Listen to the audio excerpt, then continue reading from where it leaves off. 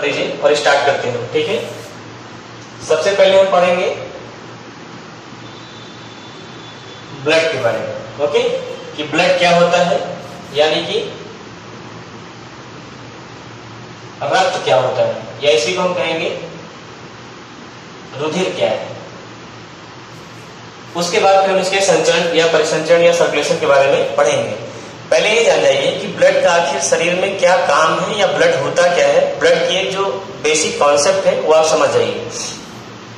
देखिए, पहली क्लास में जब हमने आपको बताया था साइटोलॉजी के बारे में या कोशिका के बारे में, तो वहां पर हमने आपको बताया था कि जो कोशिकाएं होती हैं यानी सेल जो होती हैं, ये कई सारी कोशिकाएं मिलकर के क्या बनाती हैं, ऊतक, टिश्यू बनाती हैं। ठीक है, ये बात आप जानते रहिए कि कई सारी सेल्स मिलकर के ऊतक बनाती हैं, कई सारी सेल्स आपस में मिलकर के टिश्यू बनाती हैं।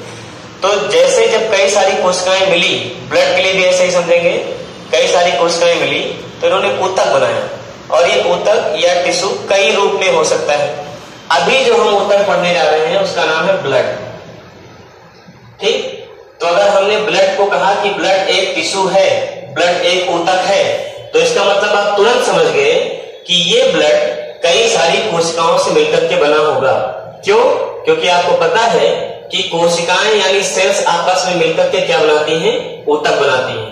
तो जैसे ही आपसे सवाल पूछा जाए कि ब्लड क्या है, तो आप कहेंगे ब्लड एक ऊतक है, ब्लड एक टिश्यू है जो कि कई सारी कोशिकाओं से मिलकर के बनता है। ये पहली लाइन हो गई ब्लड के बारे में या रक्त के बारे में या रुधिर के बारे में, कि ब्लड क्या है, ऊतक है या टिश्यू है। अब दूसरी बात आती है कि ऊतक भी कई तरीके के हो सकते हैं। जैसे ऊतक ठोस भी हो सकते हैं, सॉलिड बॉडी में, जैसे हड्डियां जो है ये टिश्यू है। ठीक, हड्डियां क्या है, टिश्यू है, ऊतक है। लेकिन हड्डियां कैसी होती हैं, कठोर होती हैं, ठोस होती हैं। लेकिन ब्लड कैसा होता है, ब्लड कैसा होता है, लिक्विड होता है, ये द्रव अवस्था में होता है। दूसरी बात इसमें हम क्या लिख सकते हैं कि ये एक लिक्विड है, लिक्विड है। ठीक है, तो दो बातें आप जान गए। पहली क्या है कि ब्लड एक, रुधिर एक ऊतक है, और दूसरी बात कैसा ऊतक है, लिक्विड ऊतक है, तरल ऊतक है। अब तीसरी बात समझिए, ब्लड पूरे शरीर को जोड़ता है। हाथ में भी ब्लड है, इस हाथ में भी ब्लड है, पैर में भी ब्लड है, सर में भी ब्लड है, पूरी की पूरी शरीर में क्या है, ब्लड है। यानी कि पूरे शरीर में रुधिर प्रवाहित होता रहता है, पूरे शरीर में रुधिर का प्रवाह होता रहता है।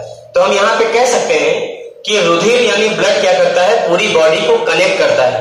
तो इसी तरीके से हम इसको कनेक्ट करता है, मतलब दोनों पूरे शरीर का संयोजक का कार्य करता है। इसीलिए अगली लाइन में हम क्या लिखेंगे कि ये कनेक्टिव टिश्यू है, कनेक्टिव टिश्यू। अब ये हो गई पूरी ब्लड की परिभाषा।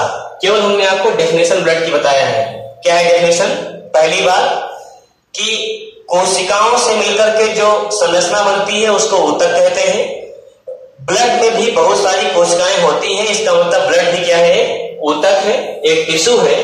ब्लड कठोर नहीं बल्कि लिक्विड है और पूरे शरीर को जोड़ता है, इसलिए क्या है, कनेक्टिव टिश्यू है। आप इसकी पूरी परिभाषा आप एक लाइन में लिख सकते हैं। क्या लिखेंगे, लिखिए इसके बारे में, लिखिए। अब लिखना शुरू करिए ब्लड के बारे में। रुधिर एक तरल संयोजी ऊतक है, रुधिर एक तरल संयोजी ऊतक है। Blood is a connective tissue, blood is a connective tissue. रुधिर एक तरल संयोजी ऊतक है जो पूरे शरीर को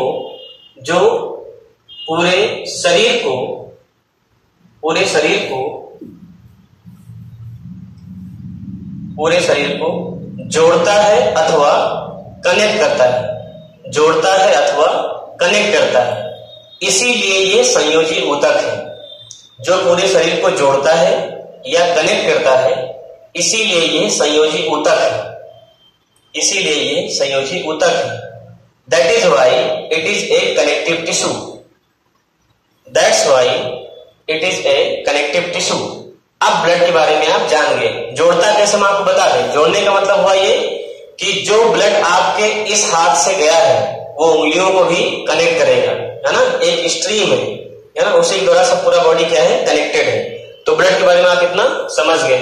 अब हम लिख पर समझेंगे कि ब्लड की संरचना कैसे होती है, आखिर ब्लड में होता क्या क्या है। परिभाषा तो आप जान गए कि blood is a liquid connective tissue, that's all. Okay,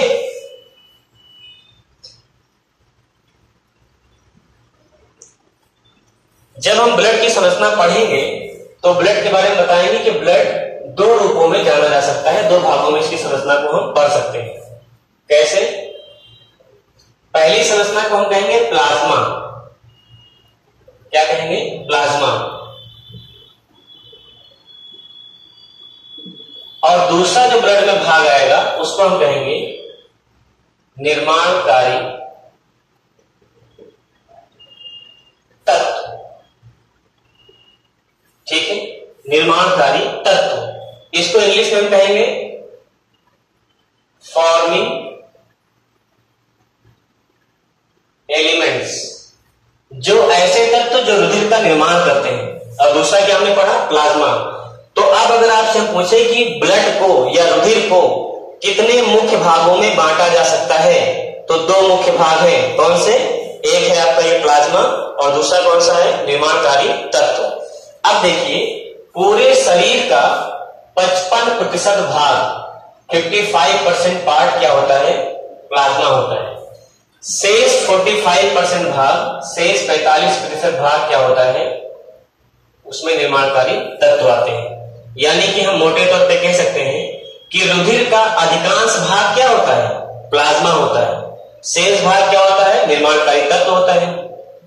अब निर्माणकारी तत्व में समझ जाइए इसमें क्या क्या आएगा। निर्माणकारी तत्व का मतलब कुछ नहीं हुआ, बस वही हुआ जो हमने आपको शुरू में बताया था कि कोशिकाएं मिलकर के क्या बनाती हैं? ऊतक।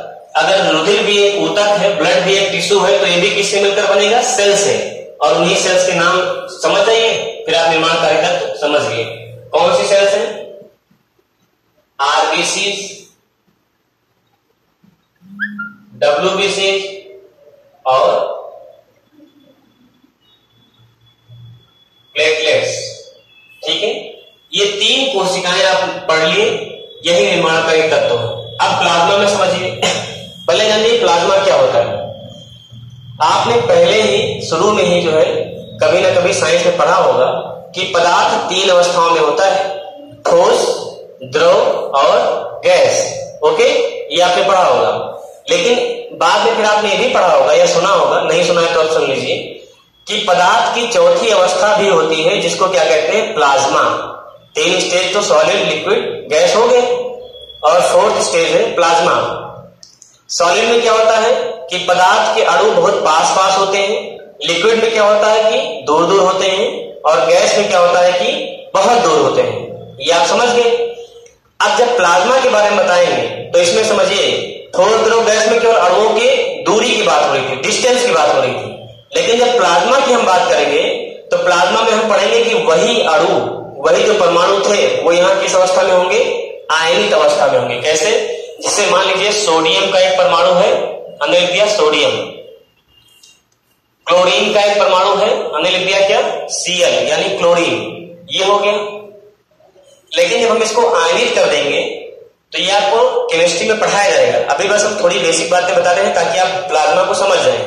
इस क्लोरीन को अगर हम आयनित कर देंगे तो इस पर ऋण चार्ज आ जाएगा। ये धन चार्ज, प्लस का निशान या फिर माइनस का निशान, पॉजिटिव चार्ज या नेगेटिव चार्ज क्यों आता है, ये केमिस्ट्री में आपको डिटेल में बताया जाएगा। अभी बस यहाँ इतना समझिए कि अगर इसको हम कह दें आयनाइज है, आयनित अवस्था में है, तो यहाँ पे Cl माइनस हो जाएगा। और अगर हम लिख दें कि ये सोडियम पॉजिटिव है तो ये भी आयनित हो गया। तो आयन का मतलब हुआ धन आयन या ऋण आयन, चार्ज का मतलब हुआ पॉजिटिव चार्ज या नेगेटिव चार्ज, धन आयन या ऋण आयन। प्लाज्मा में भी यही होगा। प्लाज्मा का मतलब क्या हुआ? यहाँ पे जो आयंस मिलेंगे, जो हमारे शरीर में कहते हैं ना कि खनिज तत्वों की कमी है, मिनरल्स की क्या है? कमी है।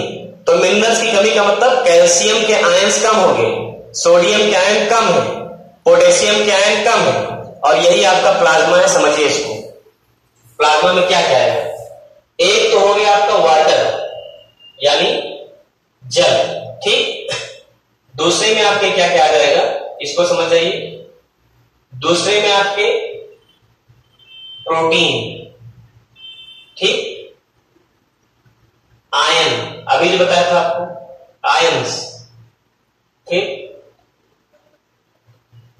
ग्लूकोज, ठीक, या फिर हमने लिख दिया मिनरल्स, ठीक, मिनरल्स। ओके, अब ये आप पूरी बात समझ गए, ठीक। यानी कि ब्लड के बारे में लगभग 55% भाग अकेले क्या है, प्लाज्मा है, शेष भाग 45% क्या है, निर्माणकारी तत्व है। निर्माणकारी तत्व का कोई मतलब नहीं, केवल इसमें आरबीसी, डब्ल्यूबीसी, प्लेटलेट्स जो हमेशा पढ़ते आए हैं, ठीक। प्लाज्मा में क्या पढ़ा, जल होता है और शेष ये चीजें होती हैं, प्रोटीन होता है, आयन होते हैं, अभी आपको बताया धन आयन, ऋण आयन वगैरह, ग्लूकोज होता है, मिनरल्स होते हैं, ठीक है, ये सारी चीजें यहां पे आ जाती हैं, जल होता है। अब यहां पर जल को लेकर के प्रश्न पूछा जाता है कि प्लाज्मा में कितना प्रतिशत जल होता है, तो ये आप जानते रहिए लगभग 90 से 92% प्लाज्मा का केवल और केवल पानी होता है, जल होता है।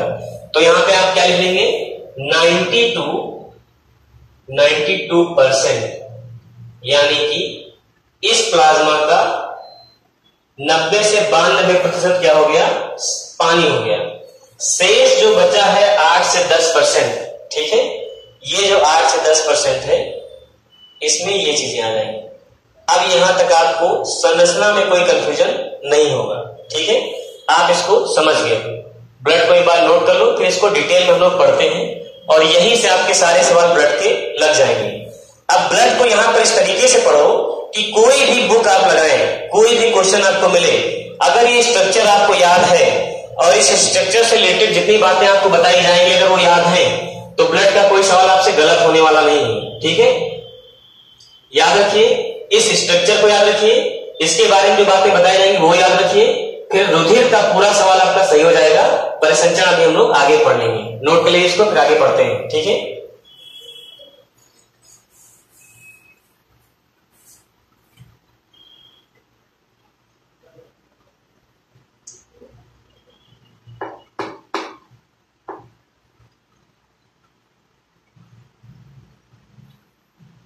ठीक, हो गया सबका।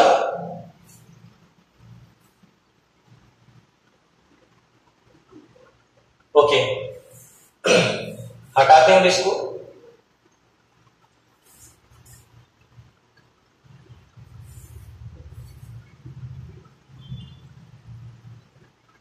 सबसे पहले हेडिंग लिखिए निर्माणकारी तत्व, फॉर्मिंग एलिमेंट्स।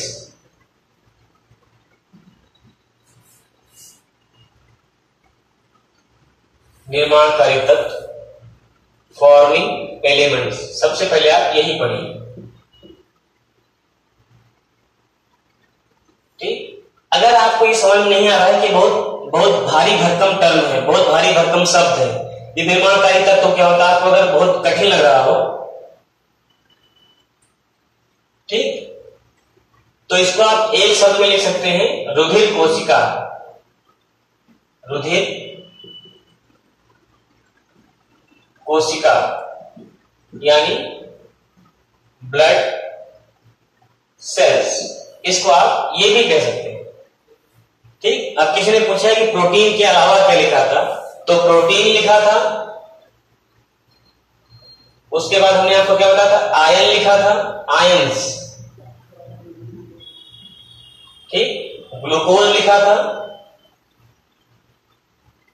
और खनिज तत्व यानी मिनरल लिखा था, ठीक है। ये प्लाज्मा में इतनी चीजें हमने तभी लिखा था, पढ़ते हम लोग निर्माणकारी तत्व के बारे में। तो 3 कोशिकाएं होती हैं, आप भी ऐसे नोट कर लीजिए और तीनों के बारे में डिटेल में पढ़ लीजिए, आरबीसी, डब्ल्यूबीसी और प्लेटलेट्स। चलिए हम आपसे क्वेश्चन पूछते हैं थोड़ा बहुत, ठीक है, फिर हम लोग आगे पढ़ना शुरू करते हैं। कोई आप में से एक आसान सा सवाल बताइए, आरबीसी का पूरा नाम क्या है, ठीक, बिल्कुल छोटा सा क्वेश्चन। जी सभी को गुड मॉर्निंग, सब लोग देर से आ रहे हो, जल्दी से आकर के पढ़ना शुरू करो, ये नहीं कि क्लास में आओ फिर गुड मॉर्निंग बोलो, टाइम से आया करो सब लोग, ठीक है। शिव ने सही जवाब दिया, रेड ब्लड सेल्स, ठीक है, ये आरबीसी का पूरा नाम है, ओके। तो पूरा नाम आपको नहीं बताएंगे क्योंकि आप सभी को पता है, किशन ने भी सही जवाब दिया है कि रेड ब्लड सेल्स होता है, ठीक जी। रेणु कुशवाहा भी बता रही है तो रेड ब्लड सेल्स के बारे में हम केवल नाम नहीं बता रहे हैं, अब इसका काम समझिए, ठीक है। पहले इसके बारे में जानिए कि ये रेड क्यों होता है, ठीक, इसके बारे में क्या क्या पढ़ेंगे, ठीक।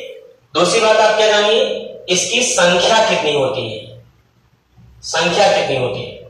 फिर आप जानिए इसका निर्माण कहां होता है, फिर आप जानिए इसका कार्य क्या होता है, ठीक, ओके। फिर आप जानिए इसकी मृत्यु कब होती है और कहां होती है, इतनी बातें और इससे संबंधित रोग। अगर इतनी बातें आप आरबीसी के बारे में जान गए कि आरबीसी लाल क्यों होती है, आरबीसी की संख्या कितनी होती है, आरबीसी कहां बनती है, आरबीसी कब मरती है, आरबीसी की अधिकता से या कमी से कौन सा रोग होता है, तब आपका आरबीसी का कभी भी कोई सवाल गलत नहीं होगा। ये कॉन्फिडेंस आपके अंदर आज ही डेवलप हो जाएगा, ठीक है। ये ना रहे कि आज यहाँ साइंस पढ़े, कल फिर कोई किताब खरीद लाए कह दीजिए हमको ब्लड नहीं समझ में, हम अच्छे से पढ़ेंगे, नहीं, ऐसा नहीं। एक बार विधिवत आज साइंस पढ़ डालिए और ब्लड के सारे सवाल आज ही आप लगा डालिए, फिर आपको कोई कंफ्यूजन नहीं आएगा, ठीक है। इतनी बातें आपने लिखी, चलिए अब हम नीचे नहीं लिखेंगे, ऊपर लिखते हैं, जिसको दिक्कत हो रही हो लिखे। पहले आरबीसी के बारे में लिखो, आरबीसी की कुल संख्या, ऐसे बुलेट पॉइंट्स में लिखिए, ठीक है, डायरेक्ट जहां से सवाल बनता है। कुल संख्या, टोटल नंबर्स, कुल संख्या, कुल संख्या लिखिए आप आरबीसी की 50 से 55 मिलियन। संख्या कितनी लिखना है आपको, 50 से 55 मिलियन, मिलियन, ठीक है। 50 to 55 मिलियंस। अब देखो 1 मिलियन में 10 लाख होता है, ठीक, तो 50 मिलियन में कितना होगा, 1 मिलियन में 10 लाख होता है, तो आप बताइए आरबीसी की संख्या कितनी होनी चाहिए। 1 मिलियन में 10 लाख होता है, तो आरबीसी की टोटल नंबर कितने हो जाएंगे, आप बताइए।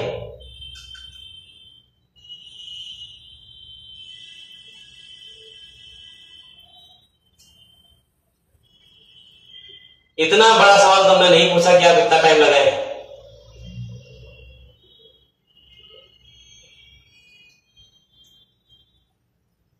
किसी को नहीं पता,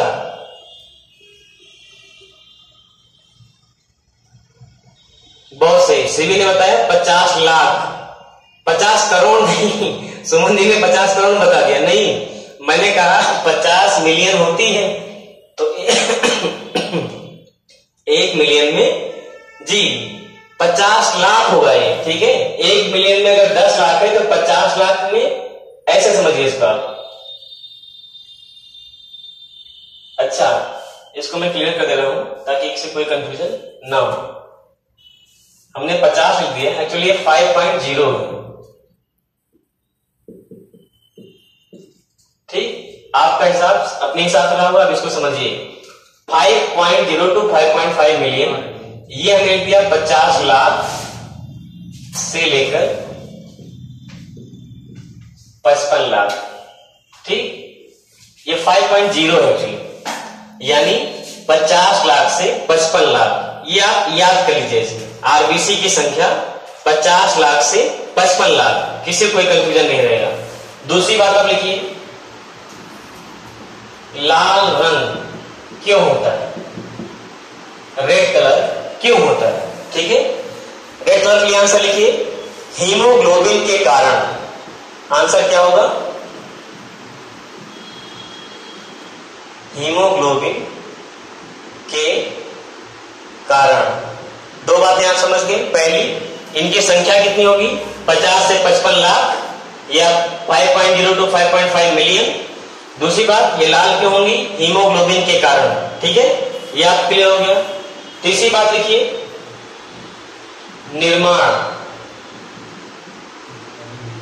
ये कहां बनती हैं, इनका फॉर्मेशन कहां होगा,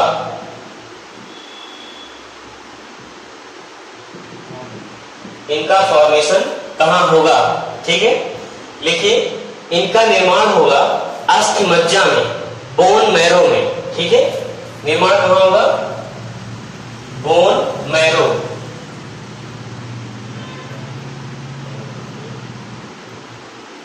बोन मैरो में हिंदी में इसको हम क्या कहेंगे? अस्थि मतलब हड्डी, मज्जा एक पदार्थ होता है। बोन मैरो, 3 बातें आप समझे। कितनी संख्या होगी, लाल रंग क्यों होगा, पूरा नाम आप जानते ही हैं, निर्माण कहां होगा ये भी समझिए। अब इनको हम लोग मारते हैं, ठीक है, मरेंगे कहां, इनकी मृत्यु कहां होगी? क्योंकि ये तो सत्य है कि जिसका निर्माण हुआ है, जिसका जन्म हुआ, कभी ना कभी मरेगा। शरीर की हर एक कोशिका कभी ना कभी मरती है, तो इसमें कोई संदेह नहीं कि आरबीसी की भी एक लाइफ स्पैन होगी, ठीक है।